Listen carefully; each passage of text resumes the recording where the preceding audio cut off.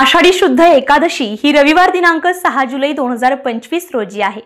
या दिवशी पहाटे 2:20 मुख्यमंत्री आणि मानाचे वारकरी यांच्या हस्ते सपत्नीक श्री विठ्ठल रुक्मिणी मातेची शासकीय महापूजा करण्यात येणार आहे। महापूजेचं निमंत्रण मुख्यमंत्री देवेंद्रजी फडणवीस यांना आज दिनांक 17 जून रोजी वर्षा निवासस्थान मुंबई येथे मंदिर समितीकडून देण्यात आल्याची माहिती मंदिर समितीचे सहअध्यक्ष गहिनीनाथ महाराज औसेकर यांनी दिलेली आहे।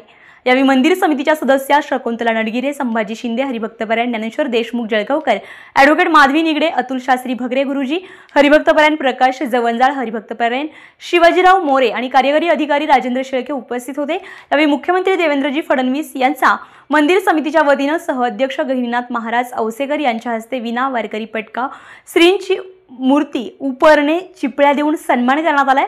यावेळी मुख्यमंत्री महोदयांना मंदिर समितीमार्फत आषाढी यात्रेच्या नियोजनाची करण्यात आलेली तयारी, श्री विठ्ठल रुक्मिणी मंदिर जतन आणि संवर्धन तसेच विठ्ठल रुक्मिणी मातेचे जलद आणि सुलभ दर्शन होण्याच्या दृष्टीने राबवण्यात आलेल्या टोकन दर्शन प्रणालीची माहिती मंदिर समितीचे सहअध्यक्ष गहिनीनाथ महाराज औसेकर यांनी यावेळी दिली आहे।